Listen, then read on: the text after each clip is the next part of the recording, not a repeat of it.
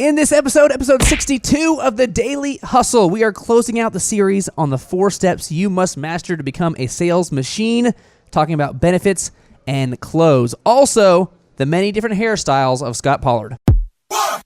Broadcasting from the box that rocks and Thrive15.com world headquarters, it's the Daily Hustle with Daniel McKenna.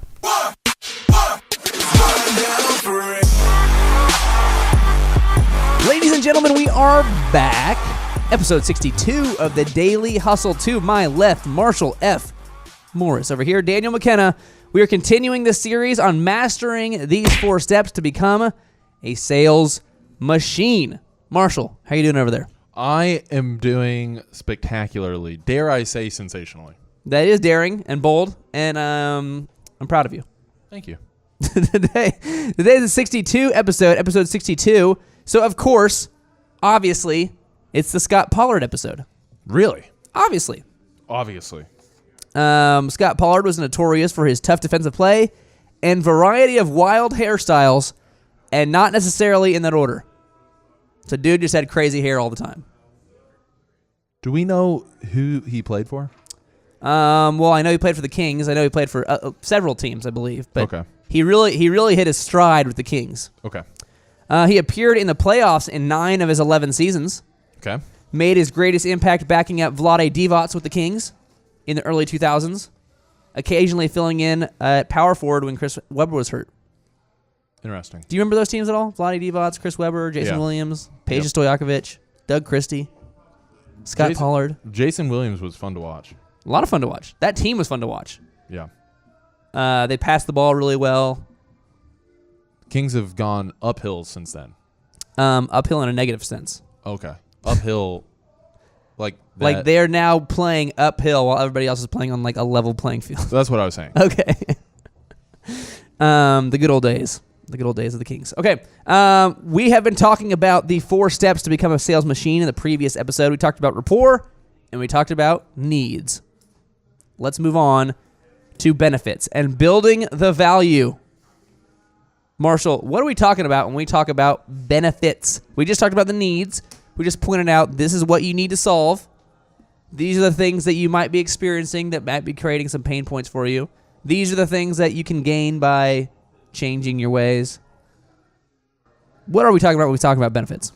Benefits are things that are creating value for the customer. So if you were creating the need in the previous step, this is solving the need. This is solving the problem, okay? This is bringing your product or service in as a calamine lotion for their problem, for whatever they have. A calamine lotion? Yeah, Calamine. What is calamine lotion? You look it up. It's okay, I'm going to look it up. Maybe somebody can comment in the feed. Can you please continue talking about the benefits of calamine lotion? Okay. So benefits are not features. So in the book Soft Selling in a Hard World by Jerry Vass, it is important to understand that we're talking about benefits, not features. Features describe your product. It operates at this efficiency. It does this many RPM per whatever. The widget does this. It's this color. This describes the product. Benefits are what create value.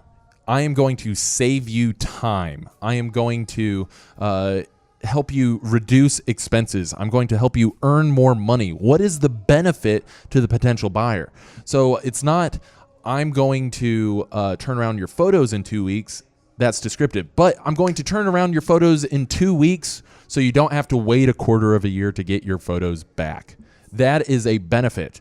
You're like, holy crap, normally I'd have to wait a quarter of the year to get my photos back. Yeah, that's a benefit. So about the time you get back from your honeymoon, you will be getting your photos back. Oh, yeah, I'm coming back from the honeymoon. I'm going to be on this emotional high. I'm going to be feeling good. And then I get my photos. That's amazing. Okay, so it's creating benefit. It's creating value around the specifics of your product or service, okay? Calamine lotion is a medication used to treat mild itchiness. There you go. Mild itchiness. Do you see this, though? Do you see where in sales presentations or the common salesman or woman, they approach the needs with their features. They talk about their features of their business. That's right. They sell the hammer, They don't sell the hole in the wall that the hammer creates. Do you want this bike? It has 6 speeds. This bike has 2 wheels. This bike is red. This bike has front brakes and back brakes. This bike has tires. This bike is $12 cheaper than it used to be. This bike. Got nothing else? That's all you got for the bike? That was a feature. Okay. Why do people do this? Why do people sell the feature? Why is this so normal to sell the feature as opposed to the benefit, and why does it matter? You have to distinguish between the two, because once you've shifted towards creating value, you're creating value for the customer rather than just trying to hard sell them on all the things that it can do. Okay. So if you're not structuring these benefits, okay, then maybe you just describe the product and you don't actually solve the problem that you just previously created for them. You're like, okay, how does that help me? You got to put yourself in the perspective of the buyer. Why do they care? How does it help them? That's what they care the most about. That's why they're in the market for buying your product or service, is because they have a problem. Or you've just spent the previous amount of time creating this problem for them. If you're not going to sell it, if you're not going to solve their problem, if you're not going to sell the solution to them and just describe your product and service, you're not doing an effective job as a salesperson. But you see this often. Yeah, I've seen it. You've seen it. I've seen it. Where they don't actually, what they're selling you isn't, they don't sell you the benefit. They don't sell you why it solves your needs. They just sell you the features. Right. Okay. So let's talk about how are we going to build the benefit? How do we do that? Well, one, we're going to educate the customer on our value. Talk about educating the customer on value. Talk about how you're going to frame the conversation in a way that educates them either about your product or about the industry. Well, most people who are being educated, they're being educated by somebody that they view as a source of wisdom. So how do you position yourself as a source of wisdom? You must become an expert in it. What does it mean to be an expert? It means you have to know 10 times more than what the customer knows about the product or service to be seen as a source of wisdom. You have to provide them with facts. You have to provide them with pieces of knowledge that they couldn't otherwise readily get themselves, okay? So they're coming to you to actually make their situation easier. So if you're saying, hey, you can go look it up yourself. Hey, here's my claim. Here's my benefit.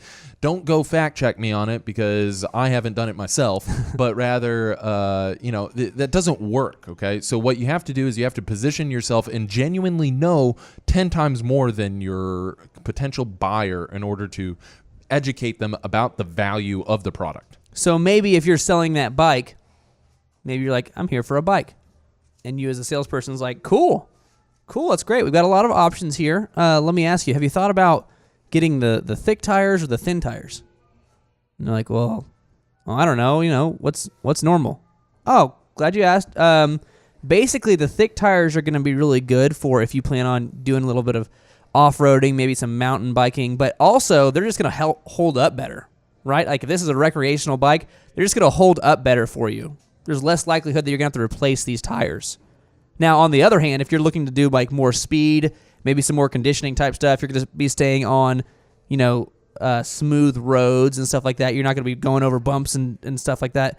Then the thin tire might be where you want to go because you're going to get a lot more speed out of it. They're built for conditioning type stuff. Now, you might have to replace those more often because they are a little bit more highly tuned. But so, were you looking for more something kind of like recreational use, you think? Or are you thinking maybe something more like speed conditioning type stuff? Yeah, so immediately I know Dan knows way more about bikes than I do. I know more about the tires. I know more about why you would get whatever. I don't know anything about bikes. I don't know if you're being serious or if you're playing along with my example. Well, you never know. I'm positioning myself as an expert by explaining the features, right? And by explaining the features, I'm then revealing the benefit. The benefit that I revealed in there is, well, these thick tires, you're not going to have to replace these as often. You're going to save money. It's going to be more convenient. Or these thin tires are going to be great for smooth because, it's built for speed, built for conditioning. You'll be able to drive faster. If conditioning is something you're trying to, your work on, you're going to want to go 15 miles in a day. These thin tires are where you want to go. right? And now I'm solving problems for them with those benefits. Here's a super move. Ready? If you want to position yourself as an expert, do the super move of the secret. The secret. Yeah. Yeah, you got to execute it the right way, though. Okay. You got to, whether you're on the phone or in person, you just got to kind of lean in and you talk at a little bit of a lesser tone. It's kind of like you're telling them a secret. You go, I want to be honest with you.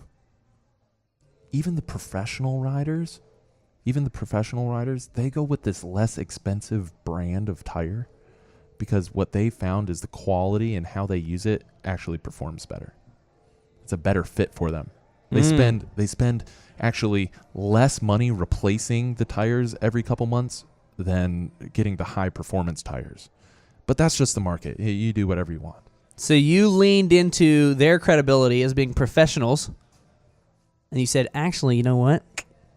Because I know so much about this, the professionals, the ones with all the credibility, because I'm just the guy working in the bike shop, right? Like, why am I the expert? Actually, these guys are professionals. This is what they do. If the customer feels like you're sharing insider information, they feel like that you are on their team. It's like, hey, let me be honest with you. The fact of the matter is, these bikes, most of the professional riders that have come in, they've actually steered towards this brand. Now, the one thing I will say is you have to make sure that you are not taking credibility away from your own thing. That's right. You can't undermine the business by giving them this secret. Like, I'll be honest with you, we are way overcharging on these things. Yeah. I'm gonna be honest with you. These tires over here, I know we got them on sale. They're always that cost. You don't want to undermine what you're doing, but you do want to give them insider info that places you as the expert. And you could say even the same benefit. And lastly, I'll be honest with you, we turn around your photos in 2 weeks because the knot.com says that it takes 3 to 6 months to actually get your photos back. And it's like, really? So I shouldn't tell anybody? No, tell everybody. But that is a secret that's meant to be told to everybody.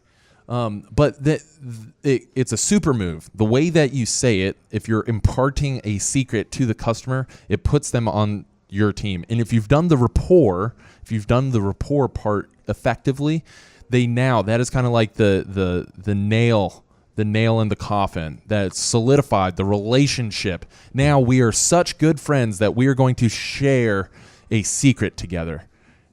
And it helps you for the next part, the close. There you go. And remember, this whole part, the whole benefit part here is to answer the needs that you just created. Answer the needs that you just hit on. Finding their need, and then how does your product or service benefit the customer to solve those needs? That's right. And then we move on to the C word, close. Closing the sale.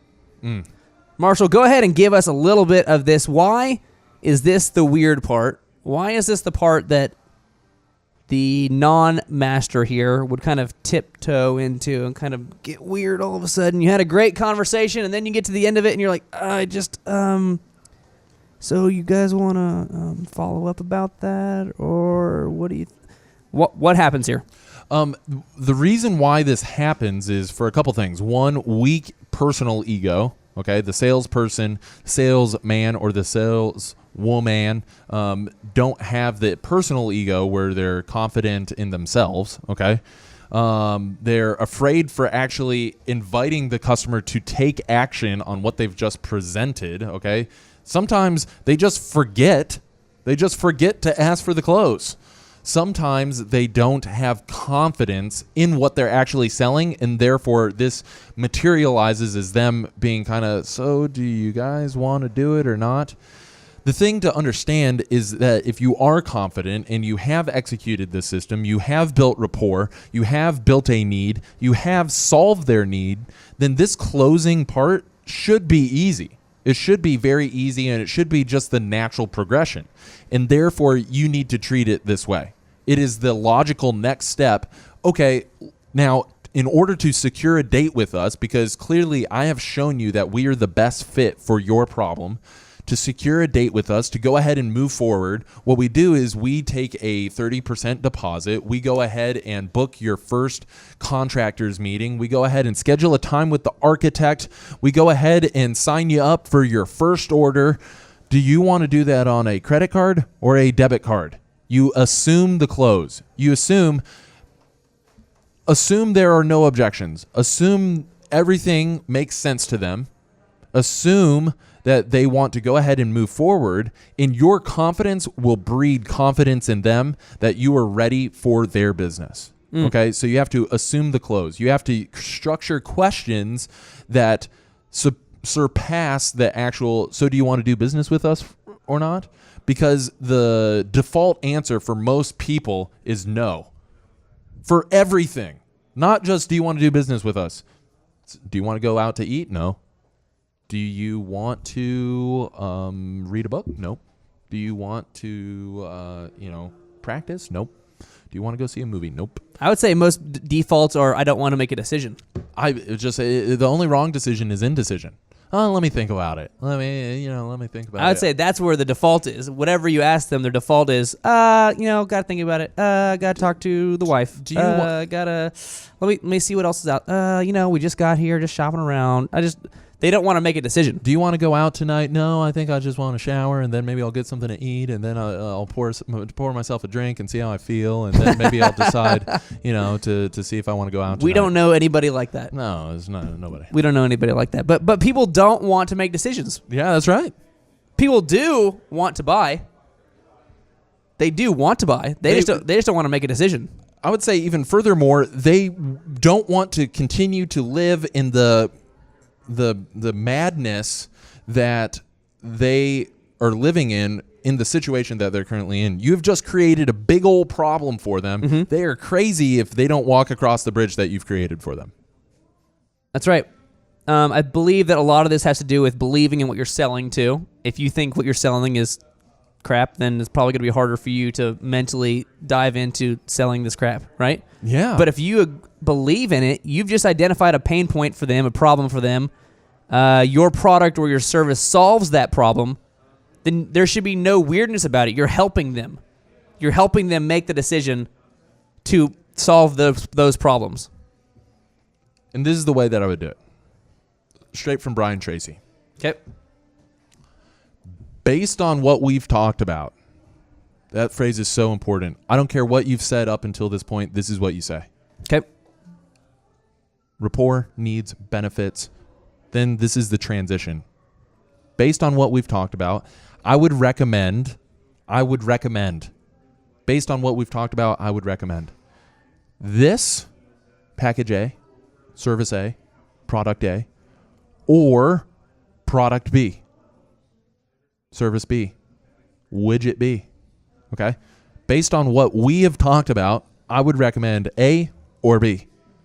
Normally, package A is X amount of dollars, and package B is normally this amount of dollars. For you, you actually qualify. You actually can take advantage of. You are actually very special to me, so you actually qualify for the discount. What kind of discounts could those be, Marshall? Any discount that you want. Any discount that you make up, friends and family discount, the spring discount, everybody gets a discount because people will buy based on discounts. People buy for the sheer fact of being able to save money with you. Even if it's a higher price than your competitor, you're like, oh my gosh, this is such a good deal. Do you know these people? I do know these people. Oh my gosh, it's such a good deal. But the discount can't be forever. It has to be an expiring discount. There has to be some type of time pressure, some type of pressure for your potential buyers, your potential customers to take action.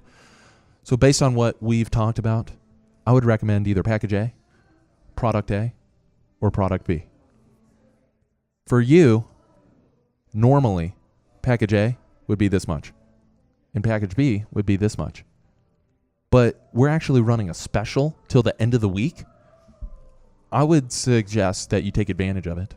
It's $500 off either this package or this package. Now, to secure a date with us, We only require this much as a deposit. And that actually secures your date moving forward. Goes towards the overall balance. Do you want to do a credit card or a debit card with that? And so you just plug in your company's solutions, your packages, your products, your services, whatever that is. And this is the most effective way. This is the most effective way to assume the close, to do the closing method. There's always the expiring offer. It's the spring sale. The spring sale. It's awesome. What we get to do because of the spring sale is we get to take an extra 10% off of your package. It's awesome. Normally it's $10,000. You're going to save $1,000 with the spring sale. I love that. Now the spring sale is only through next Saturday, just to make sure you knew. Like, I don't want to pressure you. Just letting you know, spring sale's over on Saturday. That's right. Get to save $1,000. $1,000. Yeah, I mean, if it was something that solves your problem, something you're looking for, solves your problem. We've proven that we're the experts. We've proven the quality. We've proven that we understand your situation and we can solve that situation. And you save $1,000 if you do it before Saturday. 1,000. Yeah, it's pretty cool. Very cool. So did you guys want to go ahead and do a debit card or do you want to do a credit card? Credit. Credit. I've never heard anybody say that way. Now, before we get into, I don't know if we'll have time for the deal wheel. I don't know about time for the deal wheel. I can stand alone. Stand alone? Yeah. Well, okay. Well, if we're going to let that stand alone, let's talk about this scenario here, Marshall. What if you are selling something that is higher priced, that is not something you buy all the time, that you cannot typically talk to somebody. We already talked about how there's 3% of people that are ready to buy. It's hard to close a wedding photography sale the first time you talk to the person. So the close for the presentation there, we couldn't I just talked to you. We had a good 8-minute conversation. This is a $4,000 package. Would you like to do credit or debit? That's hard to do. So what about those scenarios? What about those scenarios where it's not something they're used to buying? Maybe it's something that's a higher price ticket item. You know you can judge by the conversation you're having that they're not just ready to pull out the credit card, right? They're still in kind of exploratory mode a little bit. You know that they want to talk to other people too. Wedding photography, it's a big deal, right? Big deal. So what's the close like here? How do you close here when you know this is the first time I've talked to this person? They're not going to book right now, but I want to make sure that we give them a chance to book. What do you do? So when you find in the industry, nobody will close on the first call during the first interaction. If nobody will close, regardless of whether it's your company as the best company in the industry or anybody else, they can't close. It just won't happen. I am a bride. I'm calling to inquire about wedding photography. I'm not going to book unless I first talk to my fiance. Okay. If you know that, architect your sales system. Architect your sales workflow so that the next meeting is part of the sales process. In fact, what most people want to do is go ahead and take all the information I've given you today. I will send it over to you in an email and review it with everybody else that is going to be making the decision. Then what most people like to do is go ahead and set up a time so that one of our salespeople, don't say salespeople, one of our team members Boom. can actually answer all of the questions that you have. Then if you want to move forward, let's move forward. If you don't want to move forward, totally cool. You just kick me in the shin and you walk out. But let's go ahead and set up that next appointment. Would Monday or Wednesday work better for you? And you go ahead and set that follow-up action. You always leave the conversation with the understanding of what is the next action, what is the next follow-up. You actually have to architect that into your sales system. You're putting in an appointment there. That's right. Interesting. So the way we do it on the photo side is we say, hey, great meeting you out here at the bridal fair. Just to let you know, I know that you're going to talk to 1,000 different people today. I know it's going to be kind of crazy in here. I know you got a lot of things to look at. I feel great about our value and what we do. I think what these sort of things are going to be, you're not going to see that anywhere else. You're going to love it. But I do want to give you time to think about it. I know you're not like ready to, So what we're doing this whole next week, we've got set aside to follow up with people we met out here at the bridal show. So is normally during the evening better for you or during the afternoon? It's either A or B. A or B, right? It's not, so when are you available? It's evening or afternoon.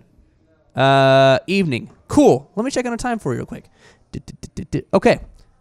And even if you have 0 appointments booked, this is the first one you've talked to. You're like, okay, it looks like we have a Monday at 6 and a Monday at 8. Which one works better for you? A or B? A or B? Right? So then you're not just like, how about Monday? I'm like, cool, call me Monday. And then Monday rolls around and they forgot about your call, or they are doing something else, or you didn't know really when to specifically call them, so you didn't call them at a specific time that they were available, right? We're setting an appointment for the follow-up. We're saying Monday, 6 or 8. 8. Cool. I'll put you down in here. Monday at 8. Here it is, writing it on the appointment. Here we go. I'm going to email you the follow-up, and then I will call you Monday at 8 to answer any questions you might have. Now we get a chance to talk to that person again. Now it's scheduled. Specific day, specific time with a specific action. That's right. Always, always, always schedule that follow-up. That's the hot sauce. Got to do it. Okay, that was rapport, needs, and today, benefits, and close. The next episode is going to be about the deal wheel, and that's kind of a big deal. Big deal for the deal wheel. I know we said there's 4 steps to mastering sales, to being the sales machine. I feel like this is the hidden 5th step. This is like the bonus. The bonus. Yeah. Marshall's got a little industry secret here for you. Hey, I know we've established some rapport over these last 2 episodes. I know that, you're trying to get better at sales. Our episodes are talking about sales, but let me tell you a little something. There's something that you need to know about called the deal wheel. And Marshall's going to reveal that industry secret on episode 63. Normally, most people pay about $20,000 for this secret, but in the next episode, I'm going to give it to you guys for free. For free 99. For free 99. Okay, that was episode 62, the Scott Pollard episode. Seriously, go ahead and Google Scott Pollard hair, and there's going to be like 40 different examples. You can have a lot of fun looking at the different hairstyles of Scott Pollard. Over there, Marshall F. Morris. Over here, Daniel McKenna. This has been the Daily Hustle. We'll see you next time. Boom.